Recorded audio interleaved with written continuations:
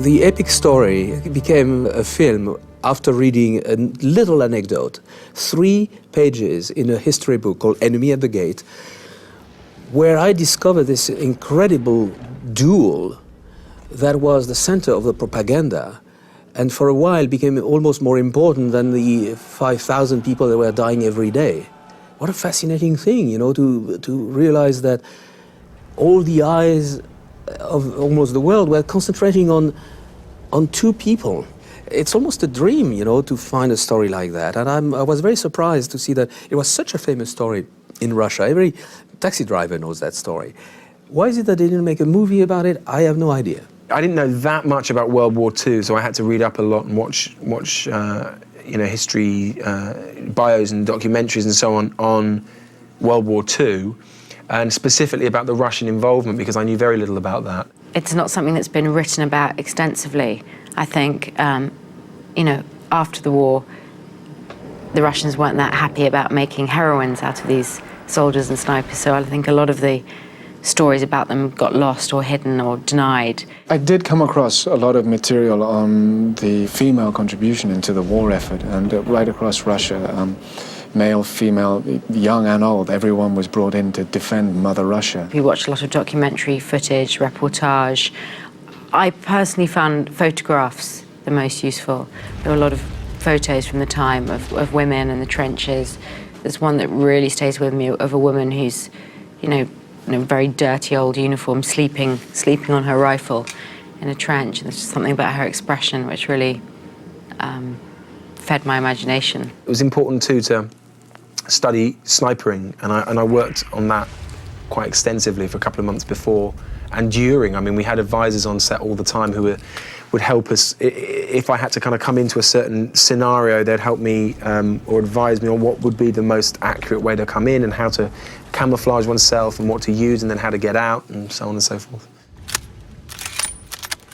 We were trained by Jude and myself by Jim Dowdle, who's an ex-SAS military officer, and we had to learn how to handle a rifle, how to aim, how to fire, how to load, unload, clean, you know, pick up in a sling or whack on our back. We had to really learn to make the rifle a kind of an extension of our own bodies. I had a rifle that I was given, that I had at my house, that I could at least practice the bolt action and practice with the scope and holding it steady. And when I got here, I had a session where I actually got a chance to fire some live rounds, which I hadn't done, to feel the kick of the gun.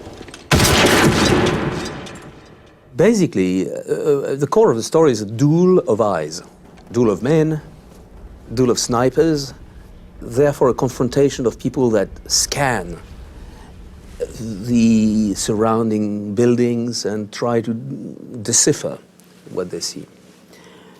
Therefore, I needed the powerful eyes of birds of prey.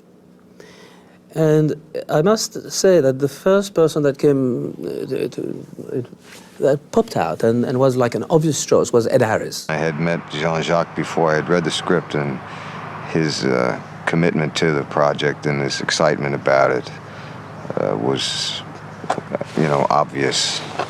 So it's always different when you read something knowing the intention behind it. Then we signed him, and only like 2 months later did I find Jude. And I remember seeing him from the distance in a restaurant, and already I saw those eyes. They were like a light in the darkness, you know. Well, from the minute I met him, I mean, he was one of the big reasons. I'd obviously read the script, but from the minute I met him, he's just struck me as someone I wanted to work with, you know. He was fantastically enthusiastic, inspiring, energized, and clear, really clear in the vision that he wanted to put onto the screen. After 2-3 minutes talking to him, seeing how intelligent he was, how humble, how charming, and how charismatic he was, he became like an obvious choice. You know, you don't meet a Jude Law every minute in the street. And you don't meet, when you do casting sessions for every day, you see 30, 50 young men, and you don't remember them. Well, when you meet Jude Law, you run to your phone and call the company and say, we have to make a deal. Tomorrow morning, Stalin himself will be sitting over breakfast, reading my words, memorizing your name. We're famous, Vasily. Khrushchev loved the article. He's promoted me to the general staff. And you to sniper division. Well, that's good. It's very good. It's very good. It's great. It's very good. Great! It's great! It's great! It's for both of us because we did it together. Together. It was wonderful to work with Jude. We're both from London and we live on the same street, and I see him, quite often. But it was really, bumping into him in the grocery store with his wife, but it's a real, honour and a privilege to work with him because I think he's really, such a fine actor. Personally, as an actor, I'm only as good as the person that I'm working opposite, and he was right there for me every second. I'd known Jude. I think we had met on an occasion. The National Theatre had a workshop for young actors when we were around about 20, and I'd met him on and off once or twice before, and likewise with Rachel I'd met and worked with before. So there was a warmth and a generosity and a good collaboration and interplay between us all, and it was a really fun collaboration, and hopefully it sort of transcends onto the screen. A sniper who doesn't relocate isn't normal. He was very good. It wasn't just his shooting, it was his instinct. He was a step ahead of me all the time. That's because he knows everything about you. His name is Koenig, Major Koenig. They've sent him here to find you. The attraction that I had for Enemy of the Gates really was the part and role and character of Danilov, the political officer, as well as Jean-Jacques, the visionary behind the material. It was great just to work with Joseph because he was, a friend, someone I knew, but also because, funnily enough, as an Englishman, it's very rare to work on a big film with British contemporaries. What I love on a political level is he, through the journey of the film and through the manipulation that he inflicts on others in terms of fabricating a hero through Vasily Zaitsev, that he learns that what he is doing for the party and what the party is doing for him is just as abhorrent, really, as the evil which they are fighting. Did he tell you why I asked for the transfer? No. This morning, a list arrived at headquarters. It was a list of civilians who'd been rounded up and sent to Germany in a convoy that left Stalingrad 3 weeks ago. My parents were amongst them. I play the character Tania Chernova, and she was a woman who really existed and did fight in the siege of Stalingrad. I think what drew me towards her was her kind of, I suppose, a certain fierceness that she has. It was fun too because there we were, 1 week we would all be working together in these huge sort of setups with hundreds of other people and explosions going off and crawling through mire after mire, and then we'd also then get the chance to do very intimate, dramatic scenes. You're upset because Zaitsev is dead.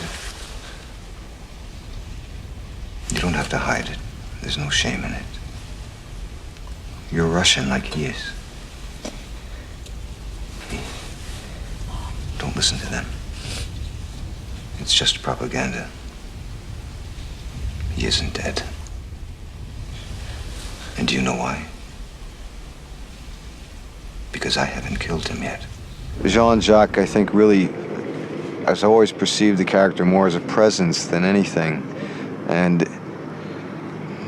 to me, he's a bit removed from the war in a sense. I mean, he's the head of the sniper school outside Berlin, and he was decorated in the First World War when he was a younger man. But my sense is that he's not a member of the Nazi Party, although he's in the Waffen, SS, the unit that he's in. But he's a bit of an aristocrat, and he's not in the trenches, although he certainly knows that aspect of war. And he comes here on a mission to shoot one man, basically. Well, the only shame with that was that I only got to work with him for a couple of days, and we never actually had any dialogue, obviously, together, which would have been the completion of, the chance of working with him. But it was great just to watch him at work. My favourite scene, I think, is the meeting of Danilov and Vasily, and also the farewell between Danilov and Vasily at the very end, and only because they go through such extremes. I really love the scene where Jude and Joe are in the printing press, and Vasily's made the front page. I was obsessed from the beginning to try and get some Russian dancing in, and we nearly got the dancing in that scene, but that's why there's so much sort of humour, because I kept saying, right, I'm going to dance in this scene, and everyone was waiting, but I never quite did. We ended up fighting instead, I think. My favourite scene is the one that I feared the most, is probably the lovemaking scene. Well, they're always awkward, but, I mean, that one, funnily enough, wasn't so awkward because there were so many other people around. I mean, it was odd doing a scene like that surrounded, I mean, obviously there are always people around on the set, but not actually in front of the camera like you. And so it was kind of weird and funny because a lot of them really did fall asleep and were snoring and kind of, you know, shuffling and scratching and groaning, and it was kind of fun. We shot it the way it was written.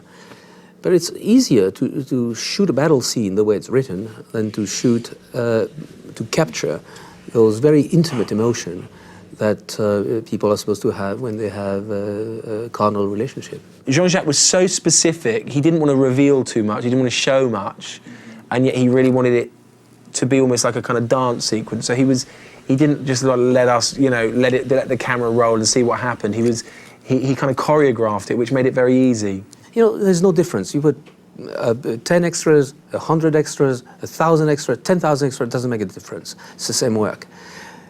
But two people making love, oof. Jean-Jacques is very passionate, very funny, and he's very intellectual at the same time. He's, you know, true like French intellectual gentleman, but he's, you know, full of passion. He's mad about the animal kingdom. He talks about animals the whole time, and I said to him one day, I said to him, God, you really love animals? He went, yes, of course. He said, especially me.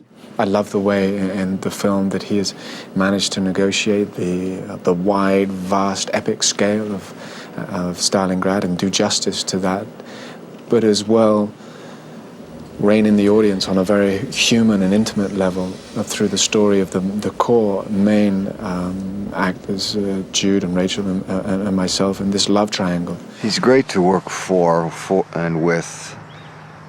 He's always in good spirits. He treats everyone with the utmost respect. He's very well prepared, very well versed on what he wants to do. I think he's a very brave filmmaker in the sense that he chooses subject matter that whatever it is that kind of strikes him, he'll try. It was hard work. It was very cold and very, very dirty and very long hours. And I don't think there was one day when he wasn't anything other than full of beans, and always somehow managed to keep his shirt clean. I never know how he did that, because we were in really filthy surroundings and he had a white button-up shirt, which he always wears, and it was pristine, always. I remember shooting this movie with a lot of stamina, you know, like being really, really tired at the end of the day. You know, like after a day of skiing, you know, where you're exhausted, so you eat a lot, then you go to bed, boom, you sleep, and then you wake up, today it's not a big battle scene, it's a love-making scene. Okay, it's a different challenge, you know. And then the next day, you wake up and, well, you've got a train, it's going to have lots of explosions, so it's another kind of day. And then the next day, it's a day of close-up, and you know that you're going to dive towards the eyes of your actors. It was really, I was sad that it was, when it was coming to an end.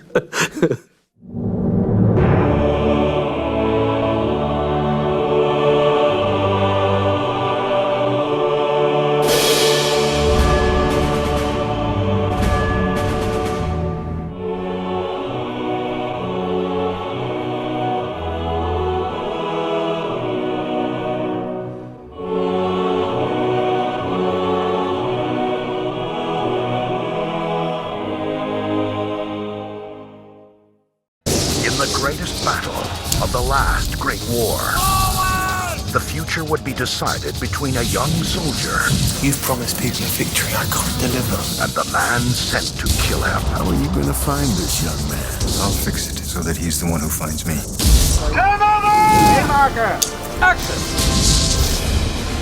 It's the story of this incredible duel in the midst of this huge battle. And I was very fascinated by the fact it was about sharpshooters. There's always been something kind of mythical about the sniper. It's like this lone warrior. And that's something that appealed to me as an actor. I mean, these guys sit for hours waiting for the right moment. So in the film, there is this very intimate struggle going on within this huge invasion. I've never worked on a film of this scale. When you walk into Red Square, you step into another world. These people have been put into very extraordinary circumstances. It was the turning point of the war, and it changed the whole course of history. If you kill him, you can win the war for us.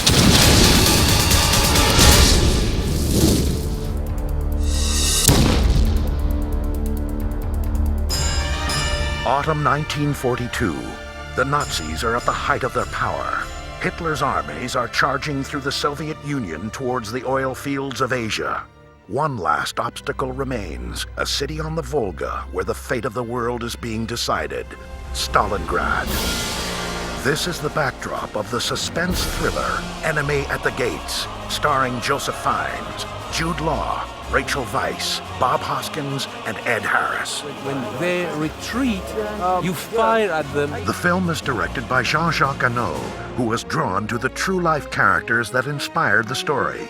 One of my writers came to me with great enthusiasm after having read 3 pages in a very thick history book dealing with the Second World War. And with that extraordinary story of this duel between a Russian sniper and an aristocratic sharpshooter from Germany. It was a duel set in the siege of Stalingrad. Stalingrad was one of the biggest and bloodiest battles of World War II, and in the midst of this huge battle, there were 2 men who were hunting each other down, and the outcome of their duel would help to determine the outcome of the war. The film opens with the harrowing transport of thousands of Russian soldiers across the Volga River to Stalingrad. The recruits were packed onto steamers, barges, whatever they could find to just ferry them across the river. All that under a deluge of shells and bombs and explosions.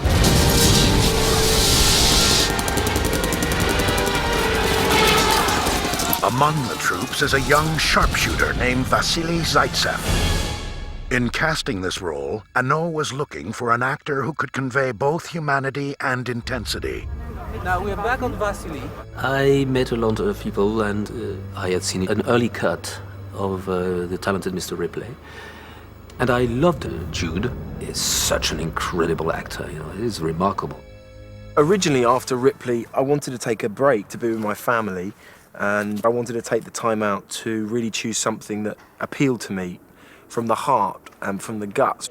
And when I read this and met with Jean-Jacques, there was such a good story and such an interesting subject matter, and it was a type of film I'd never been in before. There's such a fierce intelligence and liveliness in Jude's eyes that he can also be very quiet and internal. And Jude understood that it was about finding the complexity within the silence and the stillness. Because in fact, to be a sniper is very much about a man of action through stillness. By the time Vasily arrives in Stalingrad, the Nazis have a distinct edge, and Soviet morale is at an all-time low. Join your German comrades. They understand your suffering and will care more for you than your own officers. Leading the Russians in their seemingly futile defense is Nikita Khrushchev, played by Bob Hoskins. If the Germans capture this city, the entire country will collapse. The Germans are just overrunning the place, and the Russians are in an appalling state. It was the most awful battle of the war. I want our boys to raise their heads. Give them hope. Joseph Fiennes plays Danilov, an idealistic Russian officer. We must tell magnificent stories, stories that exalt sacrifice and bravery. He passionately speaks about his belief in getting the troops to turn the grave situation in Stalingrad around. We need to make examples, but examples to follow. What we need are heroes. Do you know any heroes?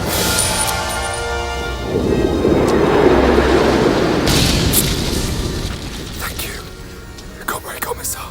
Danilov finds the perfect inspiration in Vasily. Vasily Zaitsev. Armed only with a rifle, he quickly made the fascist invader realize that from now on, he would be punished for every step he took in the motherland. Vasily represents the ultimate hero and a symbol of someone that could instill hope and belief in a victory amongst the other troops, because his skills as a sniper were unparalleled. His ability to take down the opposition seemed to be never-ending, and so they created this kind of war hero out of him. Hey, Vasily Zaitsev shot his 23rd. One more colonel shot by Vasily Zaitsev. He is an example to us all. Hey, Vasily Zaitsev killed his 32nd He has German the officer. patience of a... Creating battle-torn Stalingrad was one of the greatest challenges for the filmmakers, who originally looked for an existing location in which to shoot. Stalingrad doesn't exist anymore. And frankly, there's no place where I could have shot that. After scouting 18 countries and going to all those cities of Eastern Europe and destroyed districts of Czechoslovakia, of Lithuania, I didn't find anything, of course, because what's destroyed is destroyed.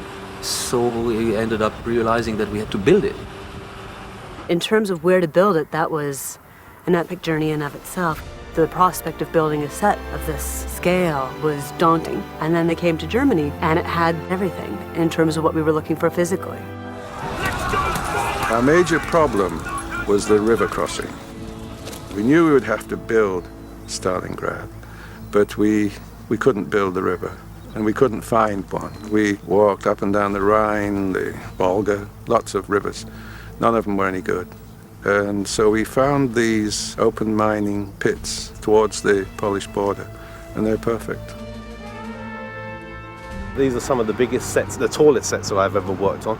And it's sort of comparative to Titanic. There's a few of us who have worked on Titanic and stuff like that. So size-wise, it's sort of comparative, and time-wise to get sets prepared, it's quite comparative. I think all of our reaction walking onto that set was just one of being overwhelmed. And to walk into Red Square, the story started to come alive. Fire!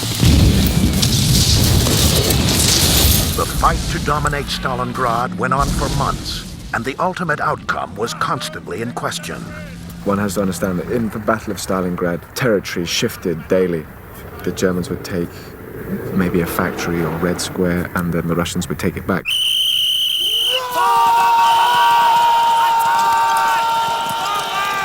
So for a lot of the troops on the front line, it was very, very difficult to gauge where the front line was, because it would shift so often. Fall back!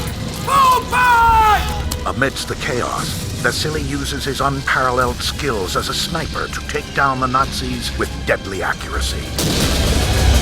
I had to promote 25 sergeants to replace the officers shot down by the sharpshooters. Those snipers are demoralizing my people. Ed Harris plays Major Koenig, the German sharpshooter sent to hunt down Vasily. Vasily is picking off German officers with some regularity and is becoming a bit of a folk hero for the Russian soldiers as well as the Russian populace. And it's getting to the point where he's getting too much attention and he's killing too many people. And so I try to find him. The casting of Ed Harris opposite Jude Law resulted in a striking visual link between their characters. They both have these unbelievably penetrating blue eyes, and Jean-Jacques began to see the duel through their eyes. And it's incredible. The first time that we had Ed Harris on set, one of the first shots was a close-up of his eyes. And for all of us, it felt like the movie just came together right there. I know exactly where he's waiting for me. As the cat-and-mouse chase unfolds between Vasily and Koenig, the film illustrates the strategy of the sniper. And that's another great side to the story, that it really looks in detail at how snipers work. Something about sniping which is very interesting is the patience that goes into being a sniper, that you have to maybe stay in the same place for 2 hours or 2 days. It's about tranquility and stillness in the midst of a battle which is going faster than anything can really be imagined in real life. And so while history is being remade in seconds, the fact that this movie is about a duel that moves over days and weeks, I think establishes a very unique rhythm. I quite like that. In preparing to play expert sharpshooters, Law and Harris went through a special training course. Once I got involved in the project, I went down to the UK training ground for the forces in England, and I studied with a couple of snipers there. When you have to carry a rifle every day for 16, 17 weeks, you have to get used to how to carrying it, how to strip it, how to load it, fire it. I immersed myself in it when I got here, and I had a rifle that I was given that I could practice the bolt action and practice with the scope and holding it steady, and it's more than a prop. I mean, it's part of the man. The actual technique of the sniper was something that took a little longer and a little bit more studying. The silence, the breathing, choosing the right spots, how long and how slowly it takes them to reveal themselves and to remove themselves from a spot, and things like that. Look, Vasily, he's hiding in the department store, over there. The goal of director Arnaud was to create a unique visual look for the sniper sequences. Jean-Jacques painted the kind of tension of the moment very clearly and would concentrate either purely on my eyes or on the rifle or how I was hidden, and indeed the same with what Ed was doing.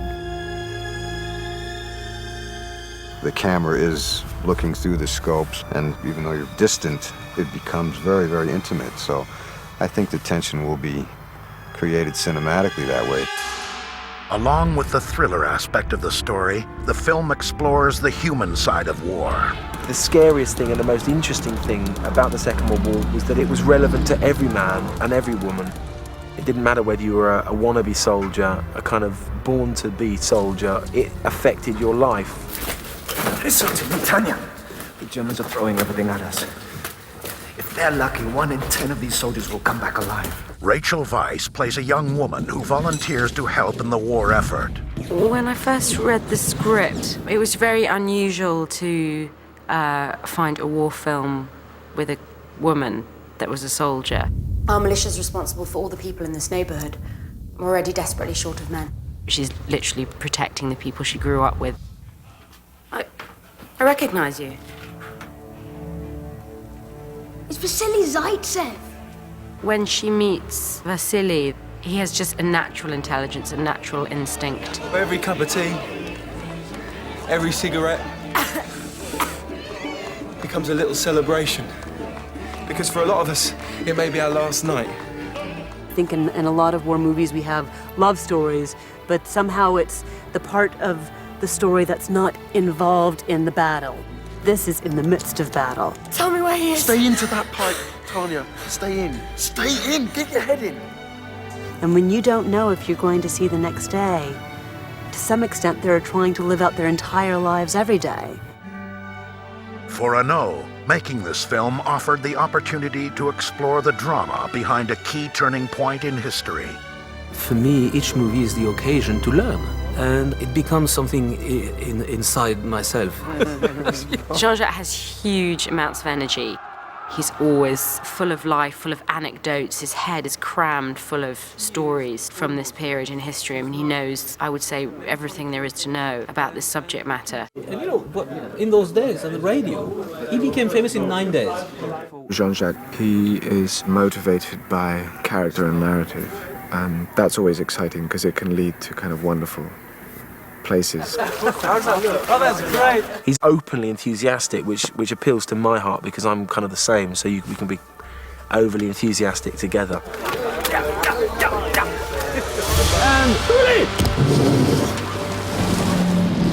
The visual spectacle of the film is showcased in a series of action set pieces. You see aircraft, boats, guns going, tanks, people running, falling, explosions everywhere. We've done scenes in this particular setting with over 500, 600 extras, and being one of 600 people dressed the same, surrounded by mortars and machine gun fire is a really nightmarish experience. For the cast and crew, the emotional experience was compounded by the harsh physical conditions. We started shooting at the end of January, and the cast and crew, they were having to work in the most excruciating conditions.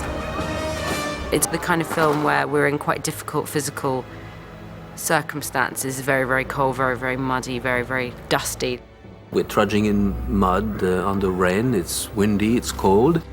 It was under these grueling conditions that the filmmakers set out to stage the unprecedented battle sequences in and around Red Square. I mean, I've done some enormous films, but yes, this is probably the biggest. The amount of weaponry we have, the amount of bullets we've fired. We've got all these extras and vehicles. Need smoke, good smoke is in this background here. We had an extensive amount of smoke and fire. We did a calculation of 250,000 gallons of smoke oil alone, and that's going some. Is this the explosion that's the one that's killed? No, that's the one that's killed Stefan. To shoot the most complex attack scene, the set was turned into a virtual minefield. We had 25 explosions to go off in a crowd of 380 soldiers. 380 soldiers, of which 40% of them were Russians and didn't speak German. The rest of them were Germans and don't speak English. So the possibilities of a huge, great screw-up were enormous. So I had 20 stuntmen mixed in amongst everybody, and they were actually setting off the explosions themselves by treading on foot plates just as they jumped over the explosion so they could react to that. Okay, let's go! With so much preparation involved, the director's goal was to capture the spectacular charge from every angle. I've got 7 cameras in different angles, different sizes. All the special effects we're going to have, explosions everywhere, people firing blanks but still firing with, the flames, the noise. It's scary. Flash 1, take 2! And action!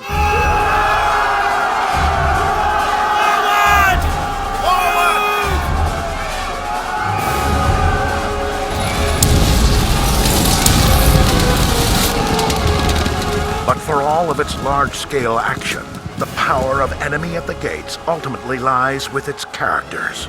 The different charges or big scenes that we have, of course, they're spectacular on screen, but I'm not interested in the sheer war aspect.